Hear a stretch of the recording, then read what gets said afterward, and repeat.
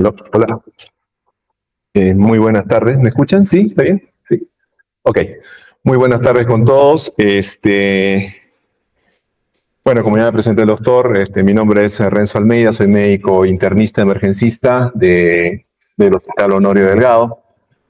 Para mí es un placer estar el día de hoy, bueno, esta tarde, y tratar con ustedes un tema que creo que vale término decirle, motivo de pan del día en las áreas de emergencia y muchas áreas de las instituciones hospitalarias. El tema es manejo de la hemorragia y coagulopatía en el paciente crítico politraumatizado en emergencia. La siguiente, por favor. Empezaremos con algunos puntos importantes. ¿Tienes acá el puntero? ¿Sí? A ver. No es demasiada tecnología para mí. Ya, ok. Empezaremos acá con unos puntos importantes, ¿no? Actualmente, en estas épocas que vivimos, convulsionadas, rápidas, veloces y aceleradas, el trauma está considerado como un problema de salud pública, esto a nivel mundial. ¿Correcto?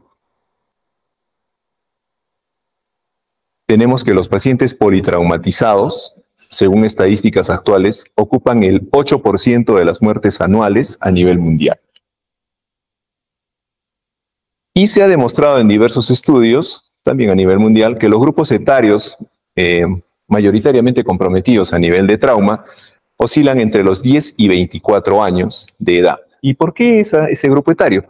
Porque ese grupo etario está inmerso en lo que son accidentes, sean automovilísticos, caídas, autolesiones, accidentes de tránsito.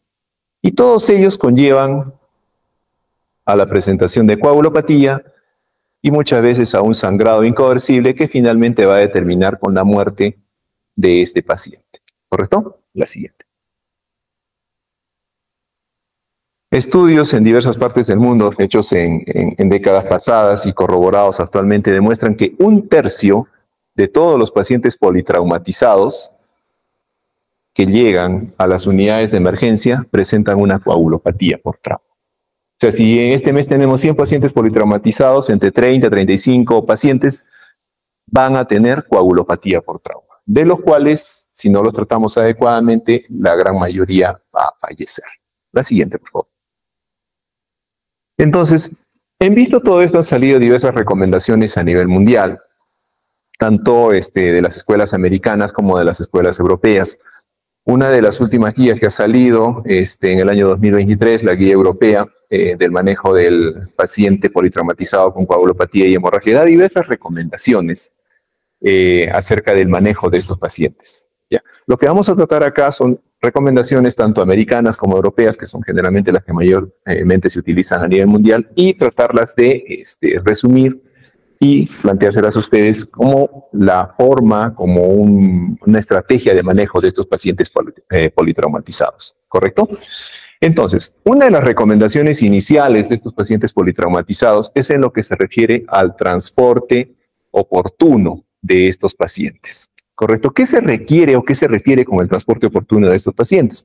Se menciona que casi un 35% de las complicaciones por trauma, menciónese dentro de este 35% los pacientes que van a fallecer, estas complicaciones son producidas por problemas en el traslado adecuado de los pacientes. Les pongo un ejemplo. Ustedes tienen un paciente, por ejemplo, politraumatizado grave, exsanguinado, en el puesto de salud de la provincia X de Arequipa, donde muchas veces es recogido, rescatado por personal que no es de salud, por personal a veces que no está bien entrenado, y es llevado, digamos, a una posta de salud. En la posta de salud, muchas veces sin recursos para tratar a este paciente, van a tener minutos en atenderlo, van a pasar horas en referirlo y va a pasar de repente a veces hasta días en llegar a una institución de salud que tenga la capacidad operativa para tratar a este paciente politraumatizado. El resumen de todo ello, el resultado de todo ello es complicaciones y probablemente la muerte de este paciente. A eso se refiere en esta recomendación con el traslado oportuno. Es ver hacia dónde vamos a llevar este paciente, hacia la institución de salud o al órgano de salud que tenga la mejor capacidad operativa en relación a la gravedad que presente nuestro paciente politraumatizado, ¿correcto? Una segunda recomendación es el control de la fuente de hemorragia. Si nosotros vamos a trasladar a un paciente, pero si no realizamos un control de la fuente de hemorragia, nuestro paciente probablemente va a llegar cadáver a nuestro hospital de destino.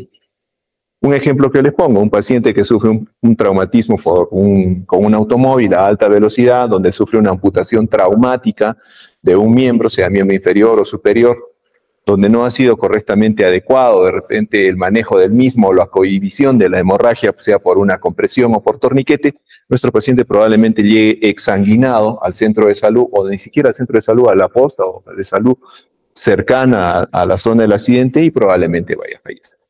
Entonces, lo que nosotros tenemos que hacer, primeramente, cuando tenemos un paciente politraumatizado grave, el cual, con nuestro examen físico, con nuestra evaluación, evidenciamos que tiene una fuente de hemorragia que es coercible, tenemos que controlar esa hemorragia, porque si no, nuestro paciente les aseguro que va a fallecer. La próxima. Otras recomendaciones dentro de los estudios es lo que se hace respecto al manejo avanzado de la vía aérea. Es necesario valorar la escala de Glasgow de llegada de nuestro paciente a nuestro centro de salud, a nuestro hospital. ¿Por qué? Porque esta escala de Glasgow va a ser un gran indicador de que nuestro paciente vaya a necesitar un manejo definitivo de la vía aérea.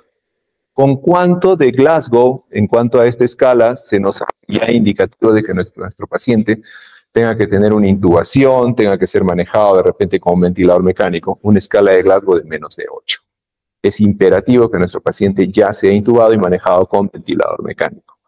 Otro de los aspectos importantes a tener en cuenta respecto a la escala de Glasgow es la caída de 2 puntos o más en esta escala al momento de la llegada. Muchos de los pacientes politraumatizados en emergencia llegan a veces con escalas de Glasgow de 15, 14, ¿no? Lo evalúan, tiene 15, 14, chévere, está despierto, me ha dado datos, sí, pues estoy feliz porque él tiene 15, 14, 13, y ahí está. Pero en el transcurso de las horas, ¿qué sucede? Esta escala de Glasgow puede variar, puede caer. De 15 puede presentarse en 1 hora y estar en 12, en 13. Esas caídas de las escalas de Glasgow sugieren altamente que hay un compromiso severo, probablemente neurológico, de este paciente y que vaya a requerir una intubación, un manejo avanzado de la vía aérea, ¿correcto? Otra de las indicaciones para intubar a nuestro paciente es la incapacidad de nuestro politraumatizado de manejar la patencia o la viabilidad de la vía aérea. Tenemos que anticiparnos a que este paciente haga un fracaso en su patencia o en su permeabilidad de la vía aérea. El mismo ejemplo, un paciente que llega con Glasgow 9 o llega con Glasgow 10, pero tiene abundante cantidad de secreciones porque tiene un trauma facial, se está ahogando literalmente con sus secreciones en la camilla. Entonces, ese paciente es altamente candidato para sugerir una intubación de vía aérea y protección de la misma. ¿Qué se recomienda cuando nosotros manejamos la vía aérea? Se recomienda la normoventilación. La normoventilación se refiere a una saturación adecuada de nuestro paciente entre 94 y 98%. Lo que se recomienda en estos casos, y el ATLS lo recomienda, es el uso de una máscara con reservorio a 15 litros a todo paciente politraumatizado. ¿Correcto? Hay algunas excepciones en relación a esta normoventilación. Una de las recomendaciones es la hiperventilación. Las sociedades de manejo o que postulan guías a nivel mundial sobre manejo de los pacientes politraumatizados que llevan un trauma craneal severo con signos de herniación cerebral, se recomienda hiperventilar al paciente.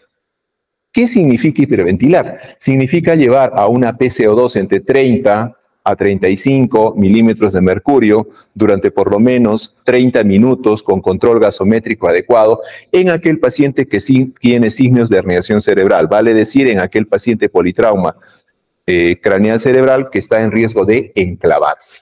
Esa es la única indicación que se sugiere la hiperventilación, ¿correcto? Eso se hace no con AMBU, se hace en una unidad de recuperación, con un paciente intubado, con un paciente colocado en un ventilador mecánico y con control gasométrico.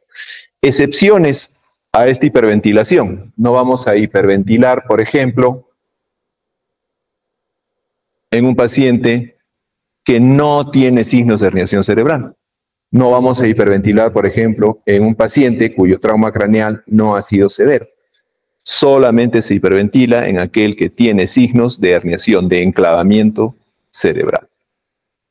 Otra recomendación dentro de lo que es el manejo de la vía aérea viene con respecto a lo que es ventilación del paciente. Una vez estabilizado, una vez intubado, lo que se pide es la ventilación mecánica dentro de los parámetros de ventilación protectiva, con finalidad de evitar lo que es injuria pulmonar, distrés pulmonar en nuestro paciente politraumatizado.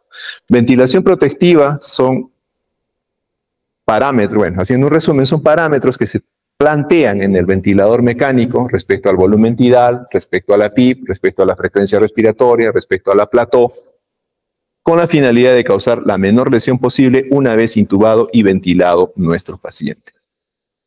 La siguiente, por favor. Una recomendación acerca de lo que es hemoderivados. Anteriormente, en algunas guías de hace algunos años atrás, no se tomaba muy en cuenta lo que es el uso de hemoderivados en el ambiente extrahospitalario o prehospitalario. Llámese hemoderivados a los paquetes globulares, al plasma o a las plaquetas.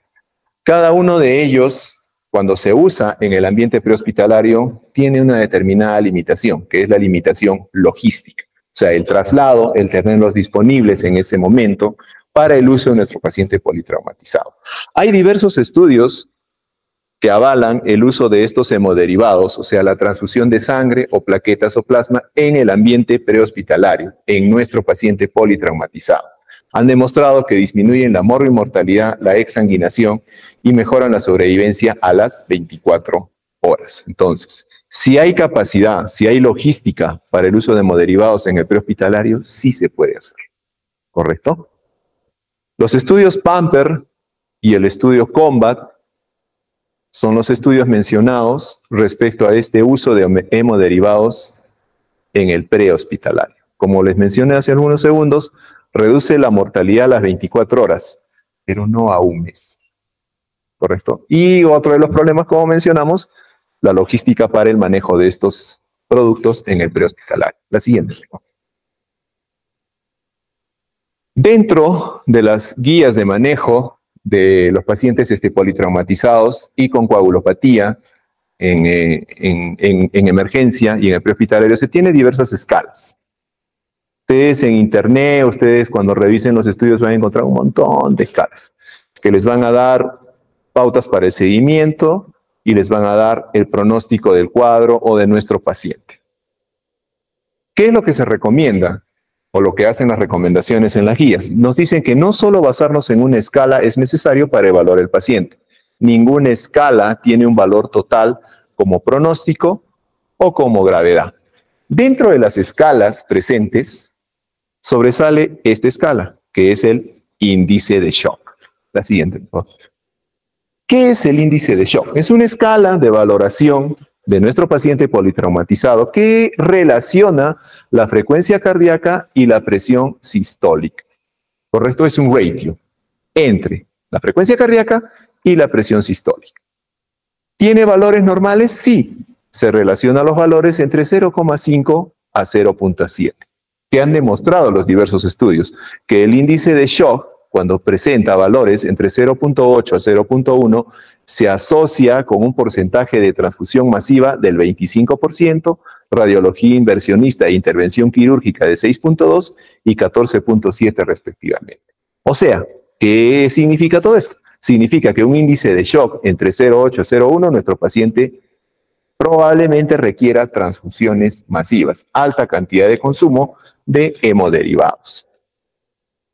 Una forma clínica de evaluar también nuestro paciente y la gravedad que presenta el mismo, el politraumatizado, se refiere a la diferencia de la presión de pulso. ¿Qué es la presión de pulso? Es la diferencia entre la presión sistólica y la presión diastólica. Que cuando esta presión de pulso es mayor de 40, se ha evidenciado que tiene un mayor riesgo de transfusión masiva. ¿Correcto? Y ahora, hablando de transfusión masiva, un pequeño asterisco y paréntesis en esta diapositiva. ¿Y qué es transfusión masiva? Se refiere a la transfusión de más del 50% de la volemia en 3 horas. Hay diferentes definiciones de transfusión masiva que ustedes van a encontrar en los diferentes protocolos estudios que se utilizan a nivel mundial. Una definición operativa para un área de emergencia es esta. Transfusión de más del 50% de la volemia en la siguiente. Bueno, lo tenemos un poquito opaco. Esta es una... Debería haber sido más claro, pero bueno, vamos a ver la parte de acá arriba. Esta es una escala, una tabla que maneja el ATLS, el Advanced Trauma Life Support, acerca del uso de hemoderivados y de fluidos en el paciente politraumatizado. Tiene diversos factores, acá diversas áreas, no se mira muy bien, pero bueno, son presión de pulso, frecuencia respiratoria, tiene la estimación de la volemia sanguínea, tiene la escala de coma de Glasgow, y finalmente en la 10ª edición del ATLS, que es la última que se maneja respecto a los pacientes politraumatizados, en este ATLS se menciona una cápite o una adición a esta escala respecto al déficit de bases. Esta escala, que permite cuantificar la pérdida sanguínea de nuestro paciente politraumatizado, tiene 4 grados, 1, 2, 3 y 4. En el grado 1 se refiere a una pérdida de la volemia de hasta 750 centímetros cúbicos, 15% de la volemia del paciente. En el grado 2 menciona una volemia entre 750 y 1500, entre el 15 y el 30% de la volemia de nuestro paciente. El grado 3, entre 1500 y 2000 centímetros cúbicos. El 30 al 40% de la volemia de nuestro paciente. Estamos hablando de un paciente que pesa 70, 75 kilos, que tiene aproximadamente 7.5 litros de sangre. Y el grado 4, se menciona una pérdida de la volemia de más de 2000 centímetros cúbicos, con más del 40% de la volemia. ¿Qué significan estos grados? Grado 1, nuestro paciente probablemente va a requerir solo fluidos. Grado 2, nuestro paciente puede requerir solamente fluidos. Es probable que requiera hemoderivados. Grado 3, nuestro paciente requiere fluidos y hemoderivados, sí o sí. Y grado 4, si no le pones hemoderivados a nuestro paciente y los repones con fluidos, este paciente se va a morir. Es un resumen de lo que plantea el ATLS. ¿Qué adiciona la 10ª edición del ATLS respecto al exceso de bases que nosotros encontramos en un análisis común y corriente de gasometría arterial? Menciona el déficit de bases, de 0,2, de 2 a 6, de 6 a 10 y más de 10, colocado en cada uno de los grados. ¿Qué dice el ATLS respecto al déficit de base? De 0 a 2, nuestro déficit de base no va a requerir hemoderivados, requiere solo cristaloides. De 2 a 6, sí requiere cristaloides, es posible pensar en hemoderivados. De 6 a 10, requiere cristaloides y hemoderivados. Más de 10, coloca urgentemente hemoderivados porque este paciente, si no lo hace, se va a morir. ¿Correcto? Ese es el resumen de esta tablita del ATLS. ¿Correcto? La siguiente, por favor.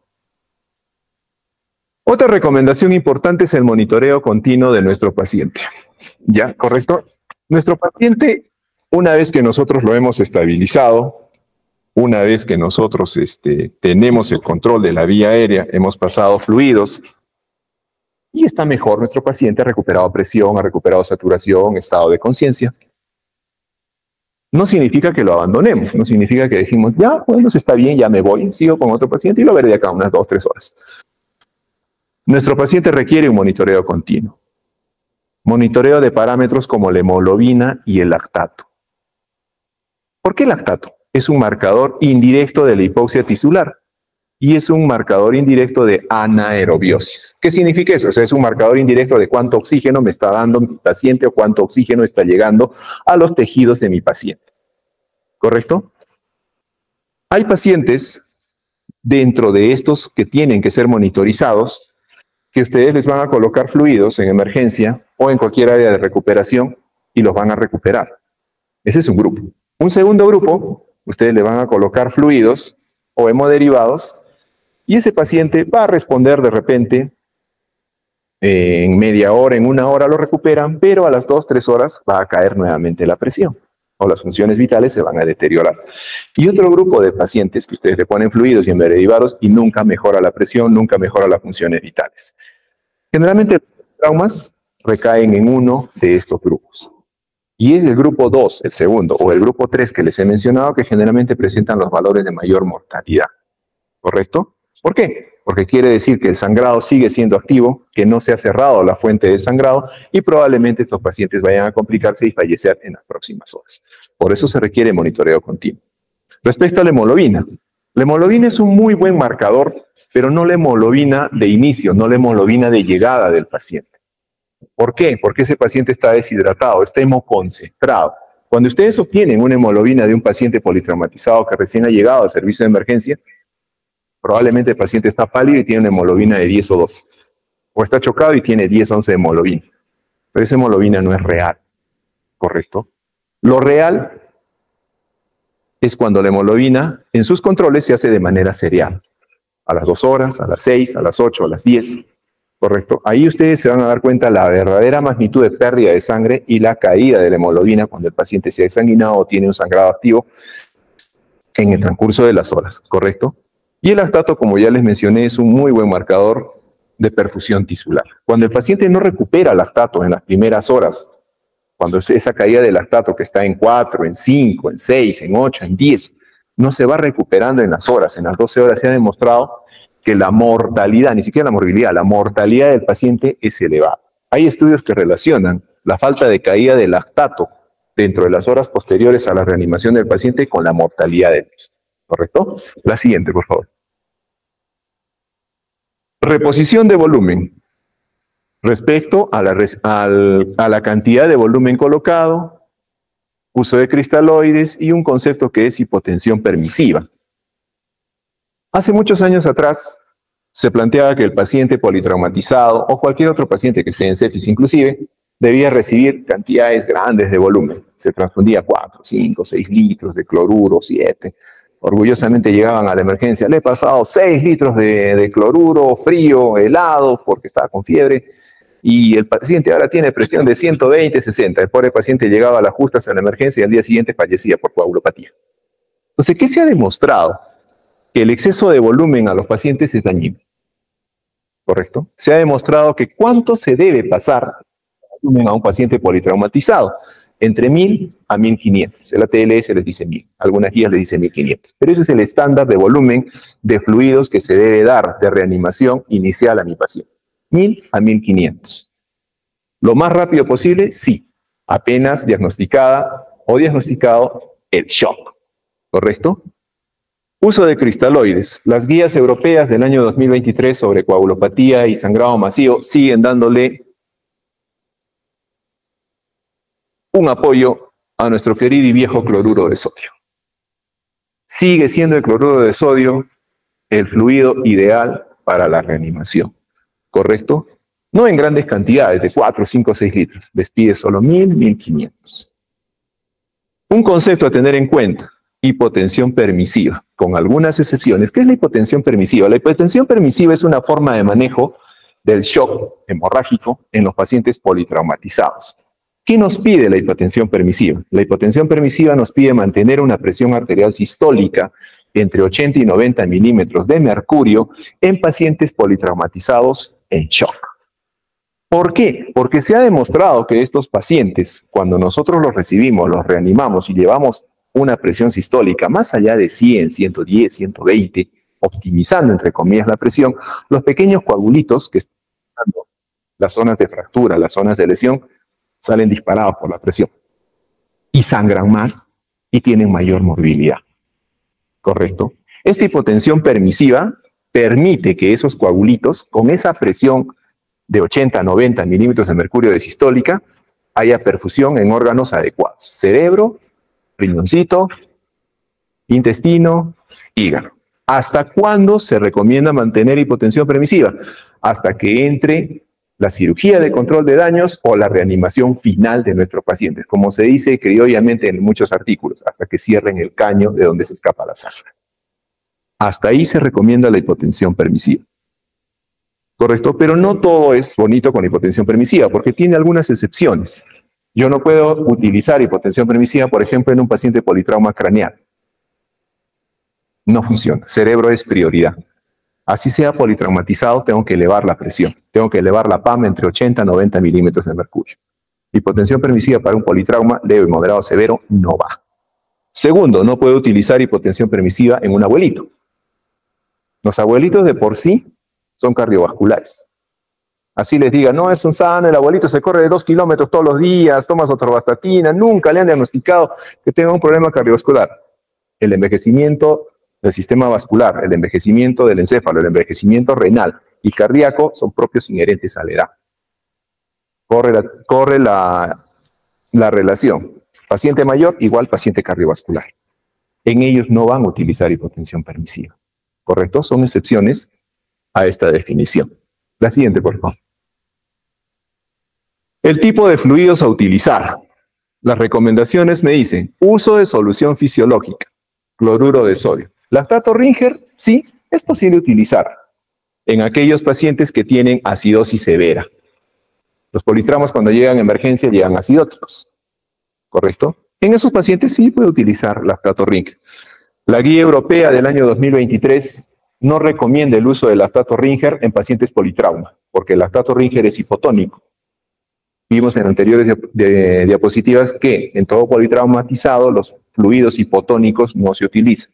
Peor aún en el politrauma craneal. ¿Por qué? Porque los fluidos hipotónicos van a salir de la circulación y van a causarme edema cerebral. Entonces, el lactato Ringer no se recomienda en pacientes politraumatizados craneales. Evitar soluciones hipotónicas. Evitar soluciones glucosadas en pacientes con politrauma craneal. Muchas veces ustedes se van a dar cuenta, cuando llegan a emergencia, el paciente politrauma llega con destrozal 10, llega con destrozal 5, pasando a 60 gotas, a 90 gotas, otros a chorro. Las soluciones glucosadas no se usan en pacientes politrauma. Respecto a lo que son coloides y gelatinas, no están indicados en la reanimación inicial del paciente politrauma, excepto en aquellos pacientes en cuya reanimación no se ha logrado conseguir las funciones vitales adecuadas. Sí tendría algún lugar la albúmina, sí tendría algún lugar tal vez las gelatinas. Aunque hay varios estudios que están relacionados, que mencionan que las gelatinas, coloides, sobre todo estas gelatinas están relacionadas con problemas de falla renal. Soluciones hipertónicas. En algunos estudios ustedes van a encontrar que las soluciones hipertónicas administradas para reanimaciones a los pacientes disminuyen el volumen de fluidos utilizados. Algunos las utilizan. Como les vuelvo a repetir, 1023 europea sobre coagulopatía sigue mencionando que el cloruro de sodio en dosis de 1000 a 1500 centímetros cúbicos como reanimación inicial sigue siendo el fluido adecuado. Si nuestro paciente menciona las guías y el ATLS no con solución fisiológica con la cantidad de 1000 a 1500, es porque nuestro paciente necesita hemoderivados. No hay otra razón. Si no recupera con ese volumen, el paciente necesita sangre, plasma y plaquetas. ¿Correcto? La siguiente. Vasopresores e inotrópicos. ¿Dónde se menciona que pueden tener lugar estos medicamentos? Si la estrategia de resucitación con volumen falla. Con presiones arteriales sistólicas de menos de 80, se menciona el uso de noradrenalina más líquidos. El uso de vasopresina también está indicado y el uso de inotrópicos. ¿Correcto? Un ejemplo, nuestro paciente llega a emergencia, le hemos puesto 1500 centímetros de fluidos, no recupera la presión. Iniciamos un vasopresor. ¿Qué vasopresor? Noradrenalina. Dopamina es historia, no se usa. Noradrenalina. Se usa noradrenalina y puede ir asociada junto con la transfusión de hemoderivados o con la continuación de la reanimación en base a fluidos en nuestro paciente. El uso de vasopresina, sí, las guías de coagulación europeas mencionan que tiene un lugar en la reanimación de los pacientes. Sobre todo se ha mencionado que cuando se usa vasopresina disminuye la cantidad de fluidos y la cantidad de hemoderivados utilizados para la reanimación del paciente. Uso de inotrópicos. En este caso, hablan de dobutamina. ¿Qué sucede y cuándo tienen lugar el uso de inotrópicos en los pacientes politrauma? Imagínense un conductor que sufre un accidente de tránsito, que se golpea el tórax contra el volante, o sale expelido del vehículo y se va golpeando contra el pavimento o contra el tablero del vehículo, se golpea la cara anterior del tórax. Estos pacientes muchas veces van a tener contusiones pulmonares o van a tener el famoso miocardial stunt que les dice, ¿correcto? O a veces son pacientes que se los ha reanimado en emergencia porque han llegado en paro, han llegado exsanguinados y les hace un takotsubo, una miocardiopatía, ¿correcto? Una forma de lesión, de daño cardíaco. Y al momento de la evaluación ecocardiográfica, pues ese corazón no gasta bien. Imagínense un motor, el corazón no se contrae, ¿correcto? No hay un gasto adecuado, no hay un envío de sangre adecuado hacia el organismo. Entonces entran ahí nuestros inotrópicos. ¿Quién? Dobutamina, ¿correcto? La siguiente, por favor. Manejo de la temperatura. Esto es algo muy importante. La temperatura, la hipotermia, es una parte, un componente, un causal de muerte de nuestros pacientes. Nuestro paciente politraumatizado llega a la emergencia, a la sala de reanimación de shock trauma, como está haciendo calor, el médico, el personal de enfermería, oye, baja la temperatura, ponlo fresco, que estoy acalorado, hace calor acá, le pone 16, 15 grados, a ver si está frío, está frío. Para el personal médico está ok, para el paciente eso es letal. El ambiente del paciente que se maneja en las unidades de trauma debe estar entre 25 a 28 grados, ¿correcto? Hay una que dice, si tú estás sudando, es porque es el ambiente ideal para tu paciente, para la reanimación, ¿correcto? Entonces, ¿qué nos recomienda esa temperatura? La normotermia en el paciente. ¿Qué es la normotermia? Temperatura central en 36 a 37 grados Celsius. Temperatura central, no estamos hablando de temperatura axilar. La temperatura axilar no se recomienda en trauma. O sea, lo que hacemos es ponemos el termómetro, eso no está indicado. ¿Correcto? Se recomienda temperatura central. ¿Y cómo es la temperatura central? Mediante catéteres intraesofágico o intravesical. Son los más fidedignos para tener estas cifras. Medidas destinadas al calor. Ya mencionamos el ambiente a la del salón, a lo que debe estar 26, 5, 22. Hay medidas para evitar el calor en nuestro paciente politrauma, ¿correcto? Y lo que les mencionamos al inicio. La hipotermia conlleva coagulopatía, a hipotensión, a acidosis. Y todo esto va a conllevar a la muerte de nuestro paciente. Tengan en cuenta que estos pacientes politraumatizados han estado muchas veces horas en la calle, en la carretera, y de ahí los han recogido.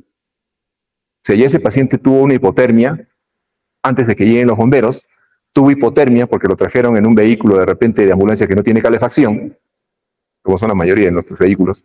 Tuvo hipotermia porque nuestro querido colega de repente del centro de salud le pasó 6 litros de cloruro frío, lo enfrió aún más, y nosotros le pusimos un ambiente a 15 grados Celsius porque el médico de emergencia está sudando, está calorado, ¿no?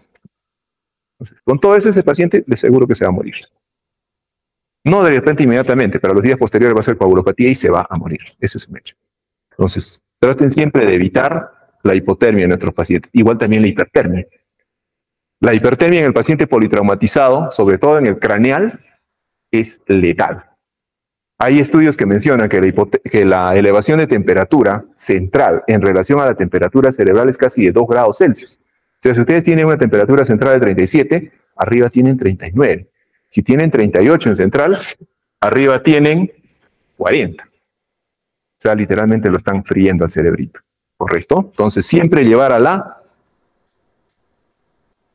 normotermia de nuestro paciente. La siguiente, por favor. Lesiones en el anillo pélvico. Haciendo un poco de física, yéndonos a nuestros años de secundaria. El anillo pélvico es un cono truncado, donde ustedes le mueven 1 centímetro a ambos lados de sus dimensiones y es capaz de entrar toda la volemia del paciente. Cerrar el anillo pélvico. Hay fijadores, hay fajas para cerrar las fracturas en el anillo pélvico y evitar que siga perdiendo sangre. Y en el hospital, una vez que llegue nuestro paciente, se tiene que hacer una revisión de este anillo pélvico para ver si realmente se ha cerrado esa fractura de pelvis y si realmente sigue sangrando. La siguiente, por favor. Cirugía de control de daños. Esto ya corresponde a las áreas de... ¿Qué es la cirugía de control de daños? Significa el control inicial rápido de la hemorragia y contaminación, el cierre abdominal temporal y reanimación en la UCI y reexploración subsecuente con reparación definitiva. ¿Qué significa esto? Entro, miro, cierro el caño, cierro las arterias, limpio lo que está sucio, hago resección intestinal si el intestino se rompió, cohíbo la hemorragia, si es una fractura de pelvis, paqueteo o embolizo. El resto de reanimación, si le haré una colostomía, una ileostomía, si haré una unión término-terminal, si de repente haré embolización angiográfica, lo haré después, una vez que estabilice mi paciente. Toda esta cirugía de control de daños es un trabajo coordinado con especialidades de cirugía y traumatología. La siguiente, por favor. Vamos a correr un poquito. Coagulopatía post-trauma. Se refiere al monitoreo del TP, INR, plaquetas, fibrinógeno en los pacientes politraumatizados. Medidas más recientes.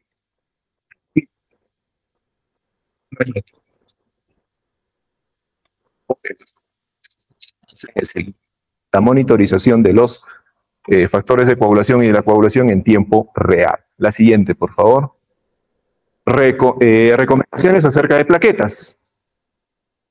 Se recomienda en politraumatizados sin trauma craneal unas plaquetas de 50.000. En trauma craneal, 100.000.